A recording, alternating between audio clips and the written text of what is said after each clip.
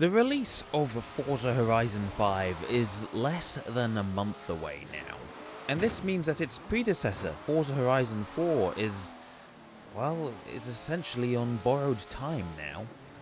In fact, Horizon 4 received its last content patch a few months ago now. It no longer has a future. It has reached the end of its life cycle, really.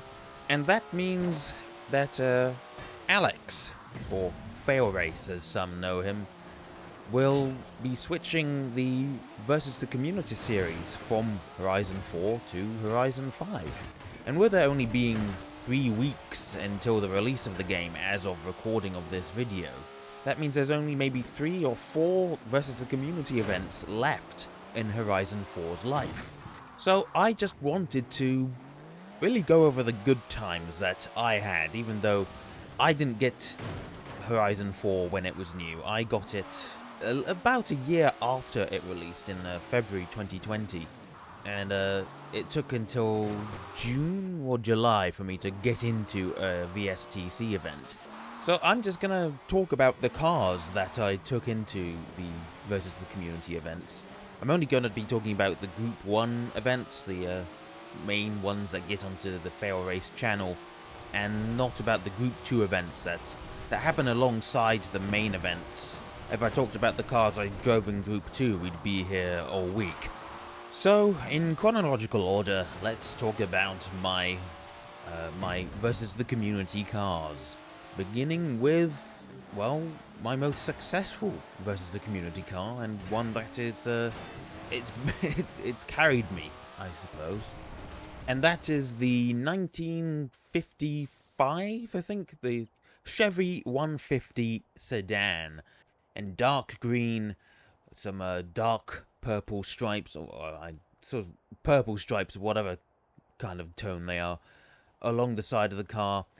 A picture of a Hibiki with a bucket on her head, and no waifu, no lifu on the boot lid. You'll note that with the cars that wear a livery I designed myself, I tend to put my name in great big letters on the side or the rear. That's a sort of an identifying mark, if you will. I remember from the older Forza Motorsport lobbies, where the replay camera would focus on a car and it would have the person's name on the side, though typically in much smaller font than what I use.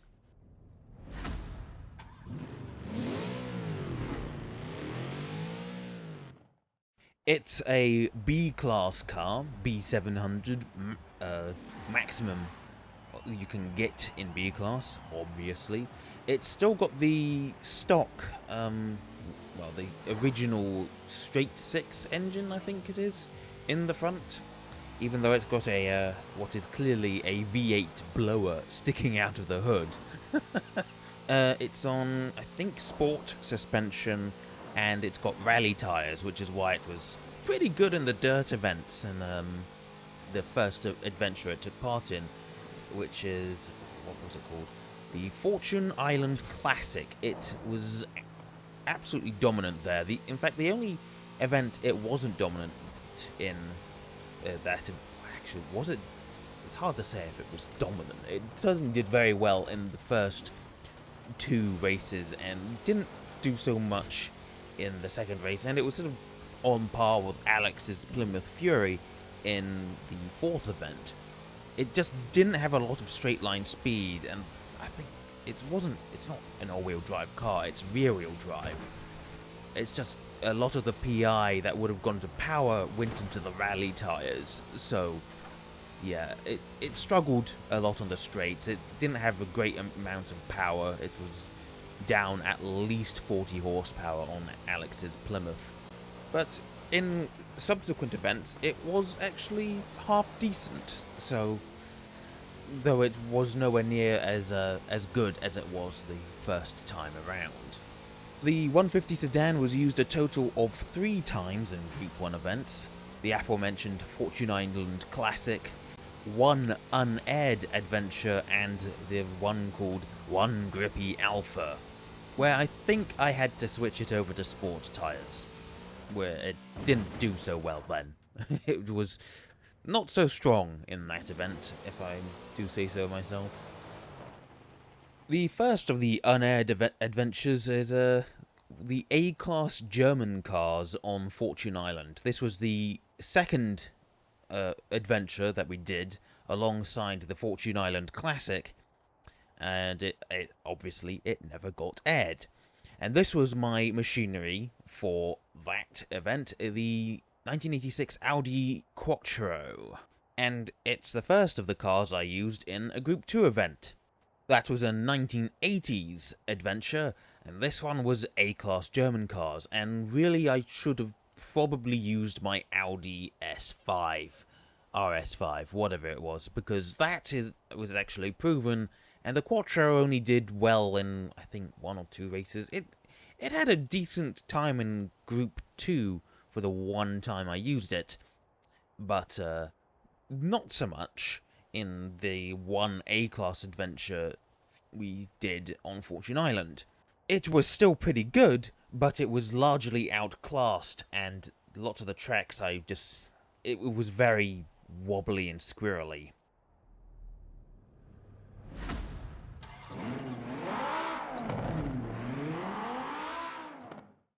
As you can hear, it's still got the stock at the standard straight 5 engine with the turbocharger. It's still got, I think it's only got the sport gearbox, so it only has 5 gears. Got quite a loose rear end. I don't know if that's suspension or what. It's all-wheel drive, it's on rally tyres, I think possibly sport suspension. It's not got full rally suspension, I'm pretty sure of that. It did look quite low in that establishing shot. Though it managed to win 2, maybe 3 races in the Group 2 event it took part in, it only managed to win a single race in the Fortune Island adventure I did with Alex, and that was the last one, and that was because of all sorts of odd shenanigans that stopped anyone else from winning, and it really wasn't a deserved win, if I'm honest. So yeah, I don't think, I never used it again for another Group 2. Let alone Group 1. Moving on now to the next car that I used, and this one was featured in an episode. It's my mum's car, almost. The 1989 Toyota MR2 Supercharged. My mum's is a 1985 1.4 litre without the supercharger. It's got the same Sherwood colour pattern that my mum's car has, as this was built as a tribute to my mum's car, though I didn't make the livery, of course. I'm not that good. This only got used for a single adventure, and that was Tremendous Toyota Tussle, where it was fairly strong, and I came very close to actually winning a race, but I made a major mistake on that race in question, and I ended up in 4th, which is just really embarrassing. In my defense, I didn't know there was a wall behind that bush.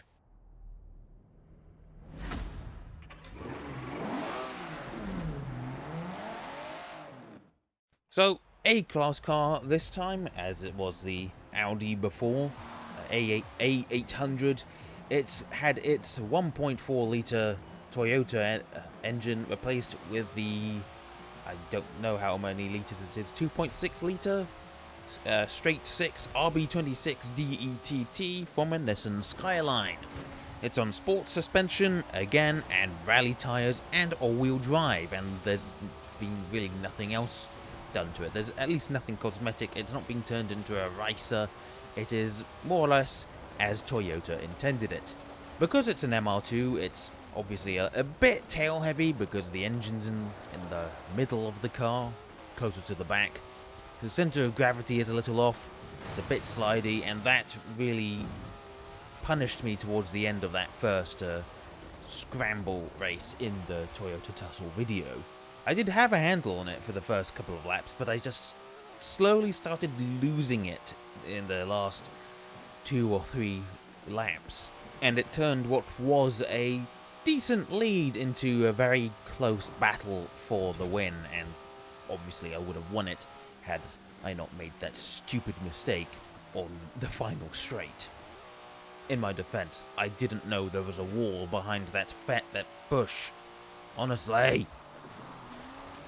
Next up, it's undoubtedly the worst car I ever built for a Group 1 adventure, the 6-cylinder Showdown. Yes, that's what it's called, 6-cylinder Showdown. Ugh. Now, I had a very good 6-cylinder car, a Buick GNX, but this was a B-class adventure and my GNX was A-class, so I had to build something new. And I decided to go with a Lancia Stratos, coloured in my signature green and purple, my name in not so big font along the side and the Failrace logo on the bonnet. I thought this couldn't possibly go wrong. The Stratos might be a tricky car to drive, but should be decent, right? Except I messed up. Majorly messed up. No, I didn't put a V12 engine in it, you dumbo. I'm not that stupid. Honest. I swear. Alright?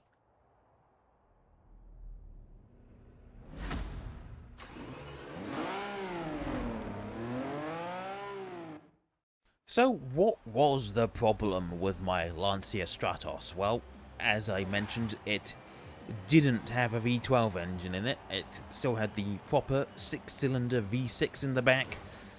The tyres were street tyres. The suspension was sport suspension. Couldn't possibly go wrong.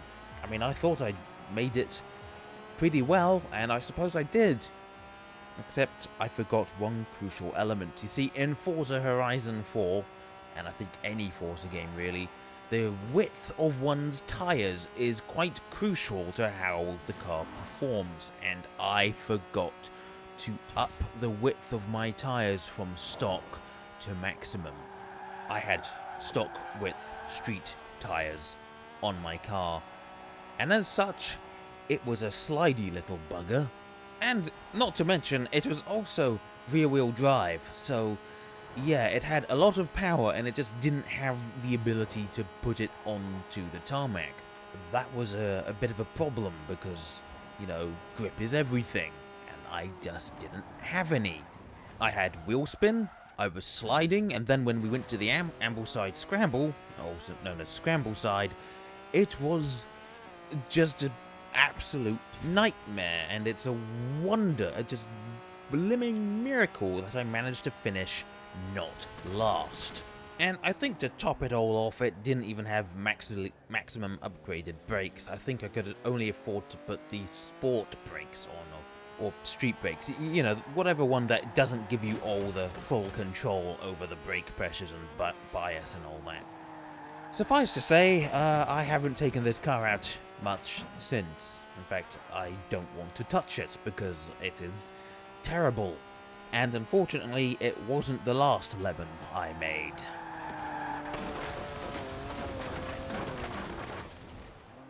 Fortunately, the A-Class car I built for that night's A-Class adventure was a lot better.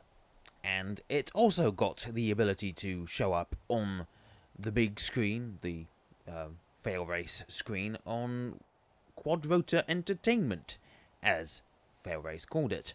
My 2010 Ford Crown Victoria dressed up like a New York Police Department police car, and unfortunately some of the decals aren't centered, so it's a bit of an OCD nightmare car, if I'm honest. Once again, sport suspension, rally tyres, and a nice big V8 engine under the bonnet, and you've got a not half bad Crown Victoria, which apparently is a very difficult car to build. I don't think I'd spent a lot of time building it, but I think it turned out half decent, at least. Alex was certainly surprised at how fast it was in the first race it did, but you should have seen the gap I had in the second race.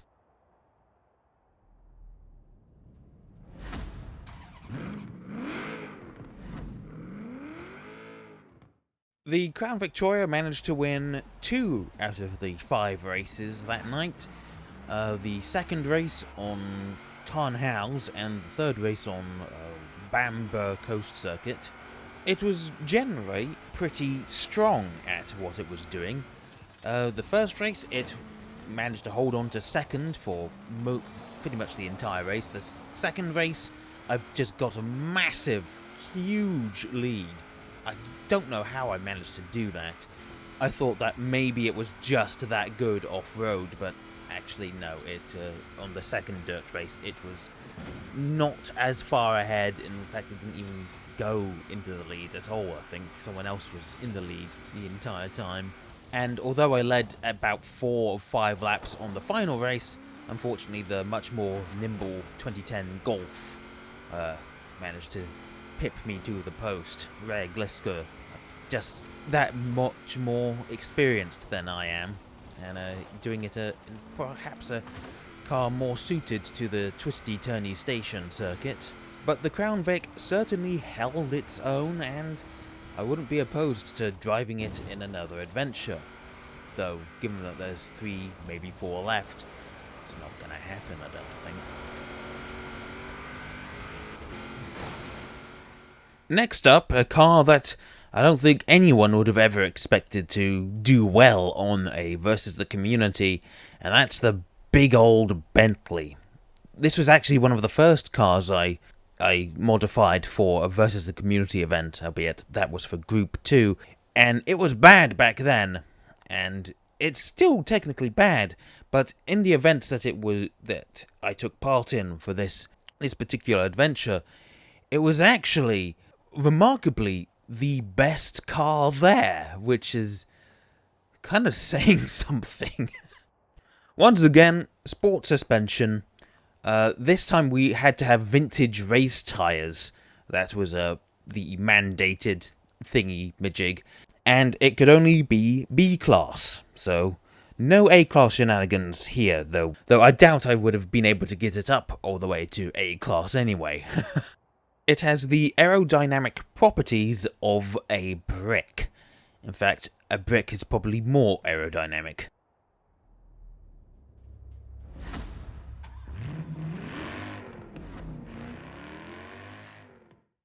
Of course, the fact that it can't really go much higher than 120-ish miles an hour didn't really play much of an effect on the tracks that it took part on. It may well have been less aerodynamic than a brick, and it may well have weighed about as much as the Titanic. And it also wallowed a bit. You could see how much it leans over because of that weight. Oddly enough, the amount of power it had was just enough, really. Something I didn't know about the Bentley 8-litre is that it is actually very good at acceleration, which makes it very, very good on circuit tracks. Not so much on point-to-point races as I found out much later on down the line. This big old Bentley was used in 2 B-class adventures, an unaired adventure that took place just before our next car on the list, and the one called They're All in the Fence, where that was a point-to-point adventure, and honestly, this was perhaps the worst car to use in that adventure. But hey, it was just a bit of fun. Whilst it did not excel at the point-to-point races, it was, as I said, very good on the circuit races, and that's what we were doing on that unaired adventure with the vintage race tyres, where, I said, it dominated. It won 4 out of 5 races, and it would have won the 5th one had I not made a mistake. The pressure that Cody Maverick PL was making in his, I think it was Oldsmobile. Yeah, it just got a little bit too much, and the straight line speed probably didn't help me out on that one, if I'm honest. But hey, at least I won 4 races at my most successful VSTC car to date, I suppose. That's rather funny, actually. Actually, looking back on that, I only won 3 races. I didn't win the Scramble side. Scramble side. Everyone's least favourite track. Oh hey, 360. Next up, it's another Group 2 debutant that managed to get into Group 1. That's the 1972 Lamborghini Hurricane S, with a V10 engine from a Gallardo in the front. Instead of using dark green, I used, I think it's a Lamborghini mint green instead. And it's quite an attractive colour, if I do say so myself. And then I had to go and ruin it with my livery designs. But I think it could have been a lot worse. This car was used in V10 powered adventure. That's literally what it's called on Alex's channel. The thumbnail has his great big black and white Macan next to something that I can't see because there's the timer in the way. But yeah, the one where Alex was driving a Porsche Macan. I knew the capabilities of the Hurricane at this point. I knew it was a half-decent car, but I also knew it wasn't world-beating.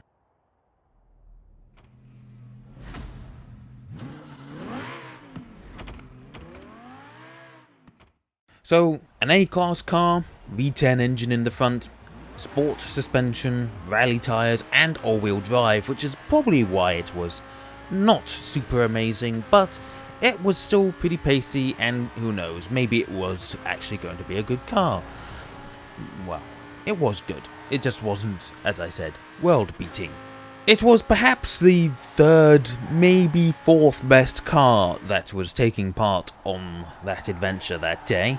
It was rather distinctly outclassed by a few of the SUVs, at least on the dirt rounds, but it was still pretty pacey on the tarmac rounds. It came second on the road at Bamber, second on Princess Street Gardens, and it actually managed to win the race on the Astmore Heritage Circuit, though it did start on pole there, and it was just a little bit better than the SUVs on the tarmac. It was distinctly outclassed on the tarmac by Hodie's Holden VK Commodore.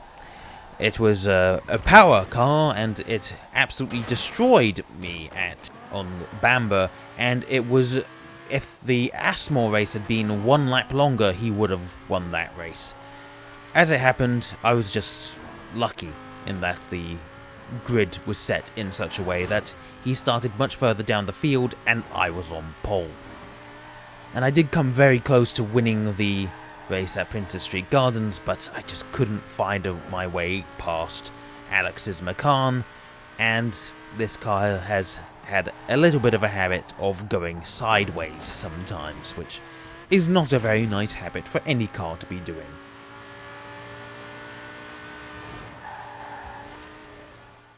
After a mammoth gulf of time between adventures, no thanks in part to my PC issues in January and February, and also just the fact that I was getting unlucky with the draws, I finally managed to get into another adventure in February of 2021.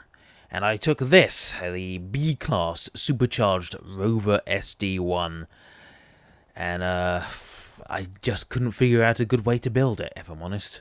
It was more or less at this time that I started getting a bit bored of Horizon 4, if I'm honest, and I was getting a bit less skilled and rusty at building cars, and the Rover, I think, is a bit of a tricky car to get right, especially when you're being forced to use a supercharger in the back, and I just couldn't get it to a way I wanted to a way that it would have felt good to me. And because I forgot to mention it, this car appeared in the episode Honda of Terror. Ooh.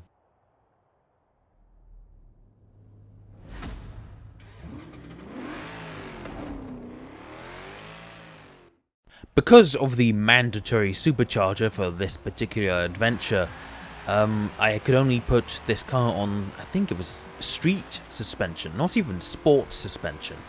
And the tyres could only be sport at best, maybe those were street too. It was rear-wheel drive, which is not particularly fun. All-wheel drive is just better, it's a lot more controllable than rear-wheel drive is, so I was struggling with wheel spin and oversteer. The car was just sliding all over the place, and it also didn't have a lot of power because I couldn't put in a better engine, because that would have taken me up into A-Class. And whilst I would have loved to have taken an A-Class car into a B-Class adventure, it's sadly, that's not how the game really works, unless you're in a showdown race, and then it gives you a disadvantage.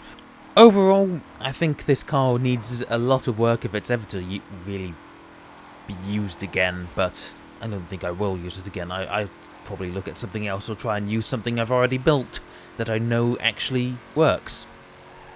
The Rover, not it for me, I'm afraid. Moving on to yet another Group 2 debutante, and we've got an A-Class Vauxhall Corsa VXR from 2009. And this thing was a little rocket, a little monster. It was half decent. Well, I say half decent. It was decent in the Group 2 events when it was a B-Class car, but moving it up into A-Class, it was really very fast, but also a little bit twitchy, because I left it on front-wheel drive, and front-wheel drive in A-Class is not typically recommended. But also, if you try and switch a front-wheel drive to all-wheel drive, as I learned with my VW Corrado, that can turn it into a very twitchy car. And then there was the competition in that adventure, because it was David versus Goliath. So I was in a little hatchback versus great big trucks.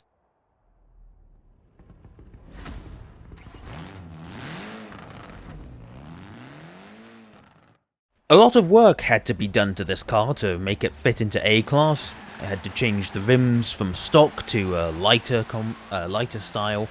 The engine, the stock 2-litre engine wouldn't have worked, so I had to switch it out for a turbo rally engine. Got sport suspension and rally tyres though, so it was able to keep pace, but I also didn't switch it to all-wheel drive. That helped with control in some circumstances, but also made it quite understeery, I think. It was a somewhat tricky car to drive, because you'd get understeer in some places, lots of wheel spin because it was front-wheel drive only, and lots of oversteer as well. Sometimes, because the rear end was just a great big unpowered lump. Sadly, this car didn't really get a lot of screen time. The adventure that it was in, the David versus Goliath, it never really got an episode of its own. Instead, it just got tacked on to the end of Survive the Hunt number 32. And it was only the last 2 races from that adventure, so you didn't even really get to see the Corsa shine in all of its glory. It was very fast at the final track. It was almost a sort of driver of the day sort of thing. It got punted off the course by the great big Mercedes-Benz tank pool truck. Made me miss a checkpoint, and I came back through the field, and eventually I finished 4th. It could have been so much more, as I made a mistake. Well, actually, did I really make a mistake, or was it just the car losing the back end for no real reason? I managed to win a single race in this car. It could have been 2, but the pressure from Cruiser and his all-wheel drive Corsa was just a bit too much for me, and I made a mistake on the final lap of the race on the Holyrood circuit, and that was really annoying, because I was dominating, but his car was just a bit more consistent, I think. He just had a bit more control, really, and I didn't. Ah, the pains of front-wheel drive only. And to date, the last car I used in a Versus the Community Group 1 adventure is this, a Cadillac Escalade, or Escalade, or however you pronounce that. This was made for a cross-country event. I can't remember what the specific requirements were, but I think it had to be rear-wheel drive. And rear-wheel drive on cross-country is not fun. I did try my best. I put a Viper V10 in the front. Obviously off-road suspension, off-road tyres, but it wasn't fun. In fact, this car, I'd say, was pretty mediocre, though I did make some mistakes, especially on the first race.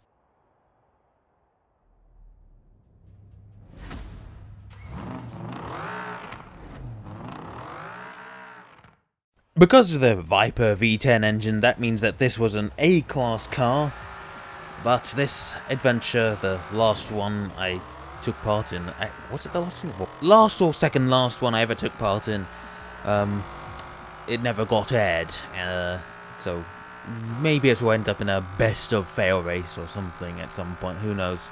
In the end, whilst this car was fairly mediocre, it did okay, actually. The worst position it got, I think, was a 6th place or an 8th place, when there wasn't a mistake involved. I did actually end up on the podium 3 times. A 3rd place, a 2nd place, and remarkably, I actually got a victory, a race win. So, there's that. The very last race where calm and calm and consistency, that's it. Calm and consistency prevailed on the North City cross-country circuit, not Prince's Street Gardens, whatever. Yes, calm and consistency prevailed when everyone else started squabbling over the positions behind me, and I really was sure I was going to lose the victory there, but in the end, everyone else won it for me, so thanks, guys. When was that even? That was in April. Damn.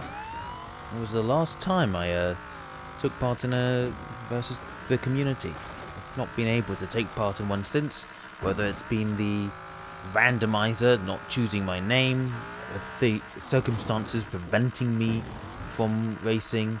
Yeah, what was the last one I took part in? Will I be able to take part in one before Horizon 5 comes out? Who knows, but with any luck, I will be getting Horizon 5, and yeah, with any luck, I'll be able to take part in versus the community on that game instead. So thank you very much for watching, if anyone has been watching up to this point. Maybe not the most interesting video ever, but hey, who knows, maybe it was interesting to you. It was interesting to me. Thank you very much for watching, and I'll see you next time, maybe on Horizon 5. Thank you, and good night.